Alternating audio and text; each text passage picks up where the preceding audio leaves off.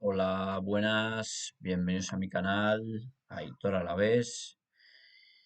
Bueno, vamos a comentar un poco la temporada de los jugadores cedidos en el Deportivo Alavés. Son un total de seis, aunque han acabado cinco porque otro se marchó en enero, que es Lucas Romero. Bueno, más que el Alavés dio la noticia ayer de que en principio ninguno de los cinco va a continuar. eh, Acaban contrato el 30 de junio y bueno, son casos diferentes todos, pero bueno, vamos a analizarlo un poco cómo ha sido la situación de cada uno. Empiezo por Lucas Romero porque es el primero que se marchó. Eh, Vino cedido por el Milán y la verdad es que defraudó un poquito, ¿no? Creo que había expectativas interesantes en un chico de 20 años que tenía en aquel momento, ahora creo que tendrá 21, eh, que podía jugar en la media punta, en la banda derecha, un jugador de mucha calidad, que es cierto que empezó muy pronto, debutó creo que con 15 años en Primera División con el Mallorca. eh, Creo que es Vicente Moreno el que le hace debutar. eh, Luego lo ficha la Lazio, cuando todavía apenas había jugado 8 o 9 partidos con el Mallorca en primera. En la Lazio no tiene hueco, lo ficha el Milán, tampoco tiene hueco en el Milán, lo cede la temporada pasada a Almería. Creo que hace esa segunda vuelta buena en el Almería, bueno, buena, mete tres goles. Creo que es un jugador que aporta a un equipo que estaba prácticamente descendido y que, bueno, al final consigue sumar algunos puntos para no hacer el ridículo, aunque al final acaba con 21 puntos, pero creo que le supera al Granada. Acaban empatados con el Granada, pero creo que es el Granada el que queda último. Bueno, por ahí dejó buenas sensaciones Lucas Romero y por eso el Alavés pues pidió su cesión y vino aquí cedido. Pero bueno, más allá de eso son 8 partidos, dos de ellos de Copa, tres de titular solo, dos de Liga y uno de Copa y 318 minutos nada más. Eh, muy poquito, sobre todo jugando desde banda derecha,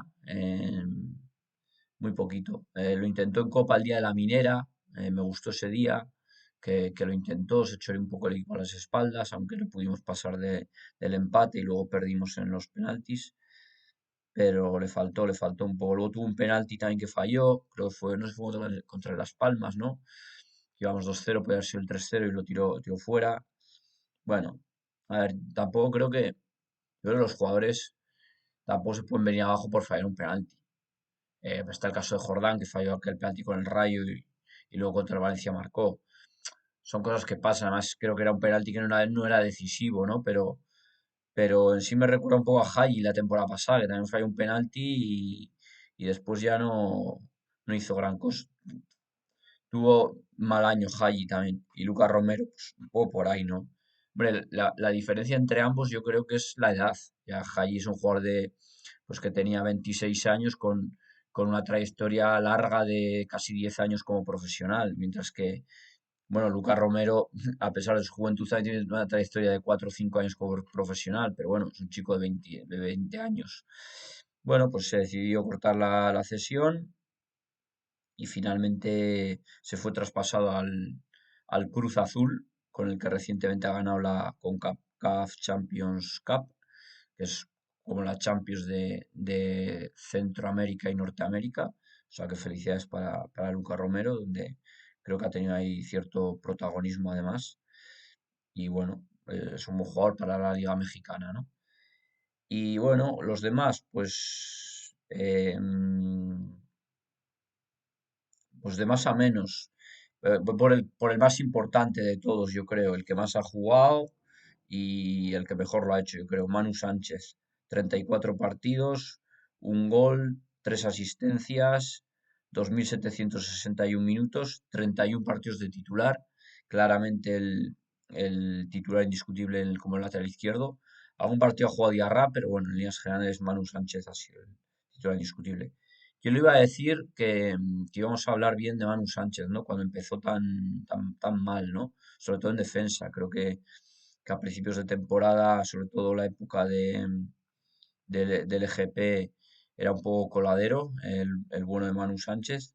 En ataque lo intentaba, aunque tampoco sus centros eran muy fructíferos, pero atrás flojeó bastante. Creo que tampoco es culpa del todo suya. Yo creo que el equipo no terminaba de estar en buena línea. Creo que la adaptación le costó mucho a Diarra, que solía jugar de central izquierdo.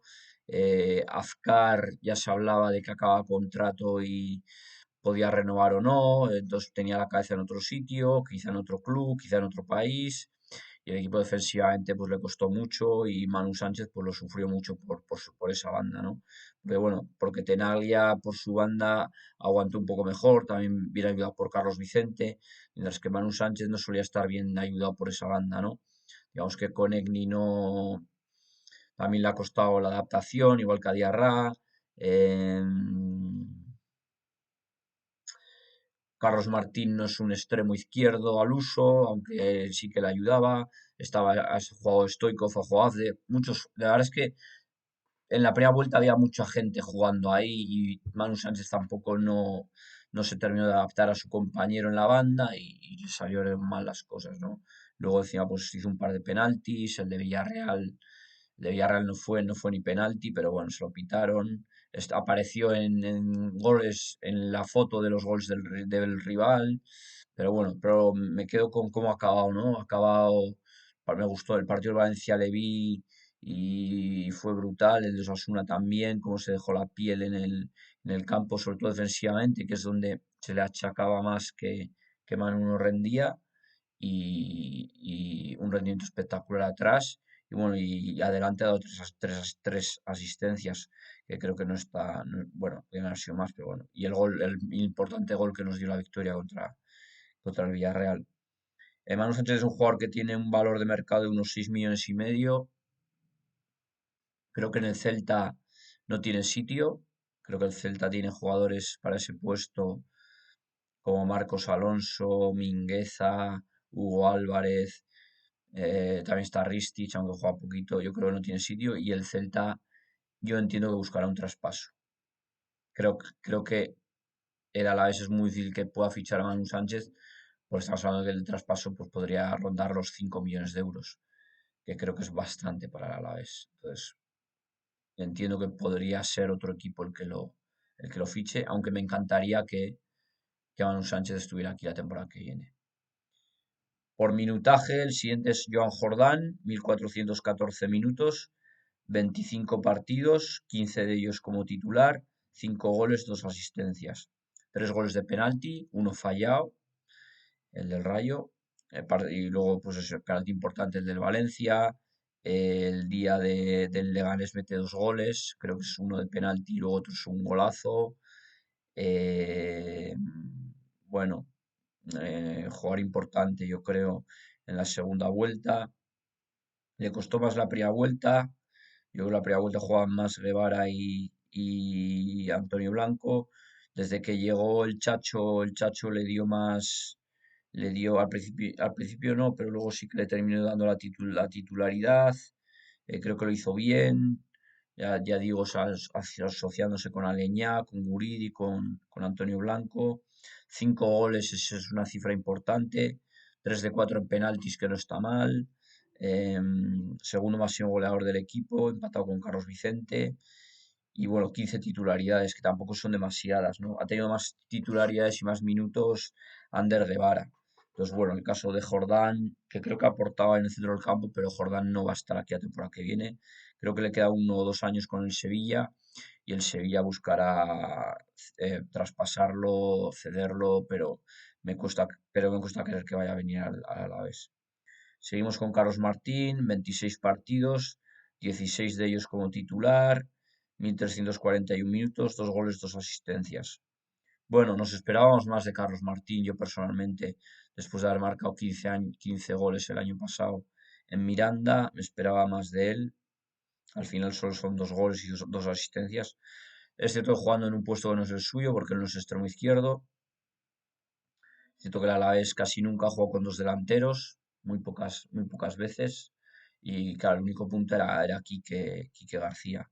Carlos Martí es un jugador para jugar con otro punta. Sí que en alguna ocasión han jugado los dos juntos, con, con Aleñá en banda izquierda y Carlos Vicente en derecha, pero muy poquito, muy poquito. Y entonces, pues ahí estaban, cuando ha jugado, al final ha jugado mucho de extremo, estaba más lejos de la portería, ¿no?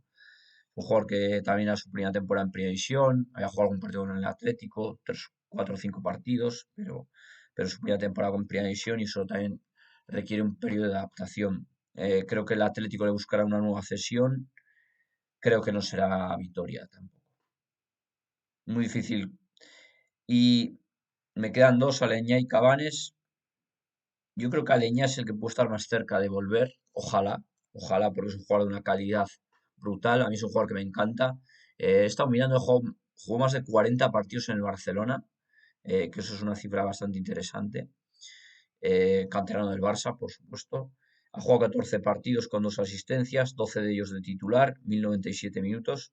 Recordad que llegó a finales de enero, con lo cual ha jugado bastante, ha sido el titular en la banda izquierda en un puesto que tampoco es el suyo, pero ayudando mucho en el centro del campo, trabajando, dando buenos pases, dos asistencias de gol, un jugador con una calidad inmensa, una zurda espectacular, probablemente la mejor zurda del Alavés, creo que sí, sin ninguna duda. Creo que los dos mejores pies del Alavés eran la derecha de Jordán y la izquierda de Aleñá.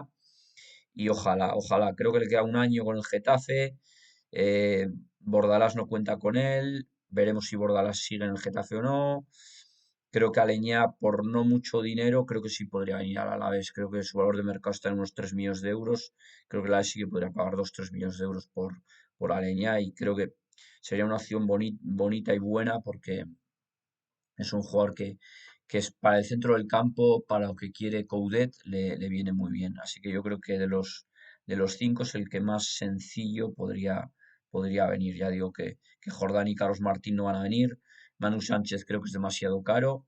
Y Cabanes, pues visto el rendimiento, tampoco va a regresar. Cabanes solo ha jugado 6 partidos, solo dos de titular, para solo 186 minutos. Curiosamente jugó de titular contra el Villarreal, su equipo de procedencia, y bueno, es un chico que está por hacer todavía, tiene 20 años, que en principio nos lo vendieron como segunda punta, que podía jugar en bandas. De hecho, ha jugado algún partido de extremo derecho sustituyendo a Carlos Vicente, algún partido de extremo izquierdo, trabajando defensivamente, haciendo un esfuerzo físico importante, tiene potencia y potencial, pero bueno, es un jugador todavía por hacer, todavía por ver dónde se va a sentar, si se va a sentar como extremo, como 9, como segunda punta, y en qué equipo lo va a hacer, porque el año que viene tampoco va a estar no, me cuesta no creer que forme parte de la primera plantilla del Villarreal. Me imagino que el Villarreal le buscará otra cesión a algún otro equipo de primera o quizá algún equipo de segunda. Así que esta ha sido un poco la participación de los cedidos, y ya digo, el mejor, probablemente el mejor haya sido Manu Sánchez, la verdad. Manu Sánchez lo ha hecho muy bien. Creo que Jordán y Aleñá también lo han hecho bastante bien. Y Carlos Martín no está mal tampoco. Ya digo, a ver si alguno de estos. A mí me gustaría mucho Manu Sánchez y Aleñá. Pero bueno, veremos qué ocurre. Y nada, luego ya digo, pues creo que esperaré a que acabe la temporada del Mirandés para hacer la valoración pues, de los Panicelli, Paradas, Eludialo, Ropero, Mara, Safde, Maroán, bueno, ese tipo de jugadores que han estado cedidos, pero creo que es justo y necesario esperar a que el Mirandés acabe la temporada. Así que nada, os dejo por aquí este vídeo y seguimos con el canal. Un saludo, au Palavés.